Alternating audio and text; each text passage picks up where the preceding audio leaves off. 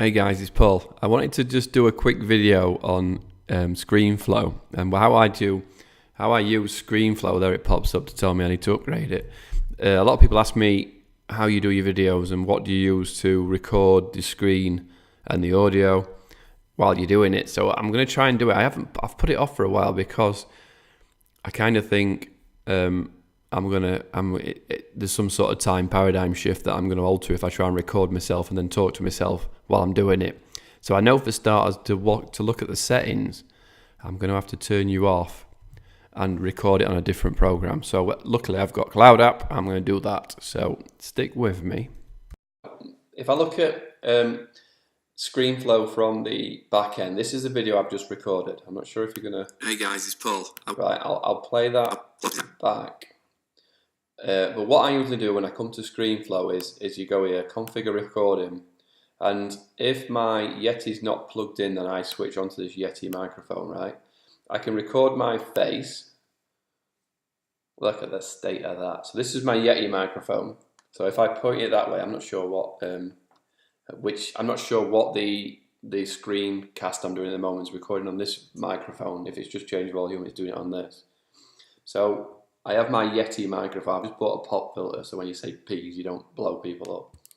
You can record the video at the same time, and I'll have to go and get my phone. Shall I get my phone? Let me get my phone. Hold on.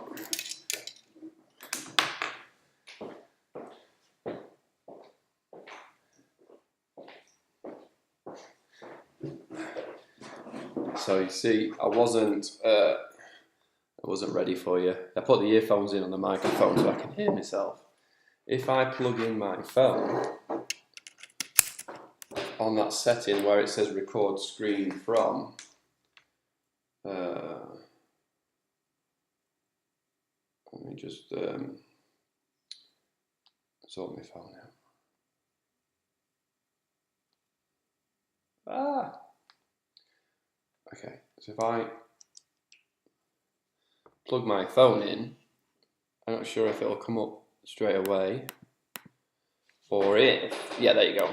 So for some reason I've got a weird phone name. So now that'll also record my phone at the same time. So what you then do is you click, or I can also record any beeps or whatever the computer does at the same time. So I don't usually have that on just because the volume doubles up when you're recording. So let me stop this on the other Screencast program. I told you it was a paradigm shift. Not a paradigm shift. What is it? A time warp, some or other problem. So I'll stop this one and switch it back. So all I'm going to do is click record, right? And it's going to go to this, which is going to record all these things, and it'll give me a timer 3, 2, 1, right? So I'm going to stop it in a sec. Okay, so that's all I'm going to do on top of this configure recording. Right, let me try and switch back. So I've just turned recording on Screenflow. Usually when I do it, I don't use the camera and I can't see myself on the screen, right? Which I don't like. But I guess most of the time I won't need to. So I have to try and remember where to look if I do it on the video. So now I can go around and I'll just do a quick, here's Happy Me. If you come, go to Make It Happen, enrolling course, watch a promo video. Go down to the bottom, click here. That's going to tell you need to sign up. So if you sign up, it's going to take you to, and then you add enrolling course for free. So that's all I do. Then I do a Command Shift 2 to stop it. And now what I've got is, I drag it down here and put it in, but usually it just pops straight in. If it's only one video, then it pops straight in the bottom. So what I can do, let me turn the volume down so I don't deafen you. Is I can review that. So that was the intro video, right? And I can drag this around to wherever I need. Generally what I do, so I'll show you what I do with my videos. So this is the second video. So this is obviously the screen. You can make it as big or as small as you want. This is the iPhone. I didn't actually do anything on the iPhone in the recording, did I? But that's where it's recorded my screen. And And then what I generally do is put in, what I'll do is I'll make the icon, so once you collect, once I'm, say, if I go back to the start, once I click on this screen, then I can edit stuff. So what I usually do is, because you can't even see the mouse on there, can you? I don't even know where it is. So I make it bigger. Oh, it's right in the middle there, look. So this is exactly why I make it bigger. So I make it 300%.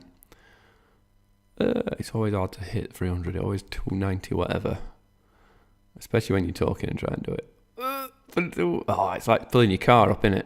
You can't quite do it. So sometimes I just type in 300 because somebody would notice if it was 299. Then I change this click effect to radar, so that whenever I click on something, go on, click on something, Paul.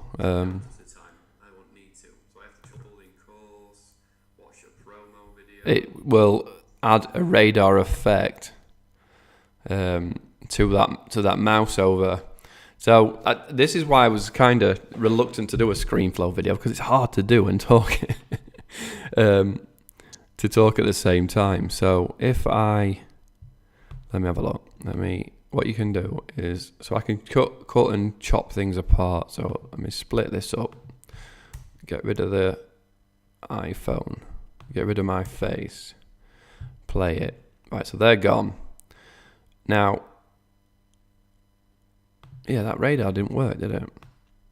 So the mouse effect. Oh, there, I haven't clicked it. Radar, right? So when I click, you see that little red circle there. So that's the other thing that I add, so people can see that I've clicked. And oh yeah, because it was a new recording. That's why. Because it's a new different file. You have to do it on every single one by clicking these, and then click radar. So it would have done it on that first one. So it's a bit funky when you have separate recordings. Usually I have one long 20-minute, I just fire it out in one go, and then I can edit. I click here, I make the mouse bigger, what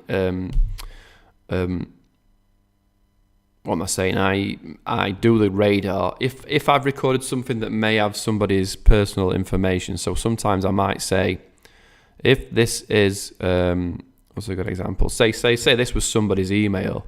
What I can do is go up here and go to the pointer and click action.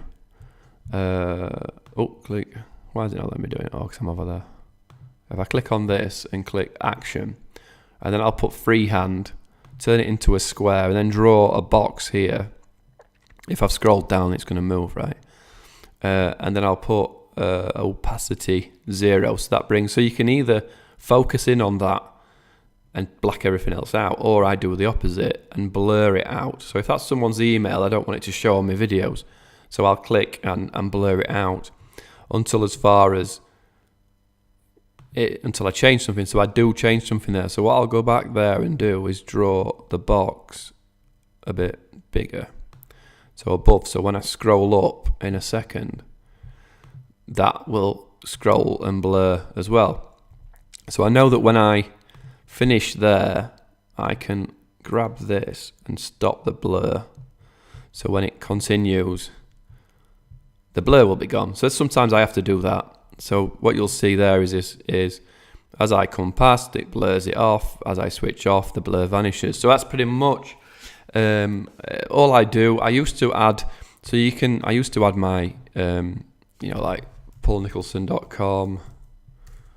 You'll see I don't do this anymore because I was doing videos and grab the text. Come on. There, grab the text. I used to put that. Then I used to add an image. I'd go to media, add media.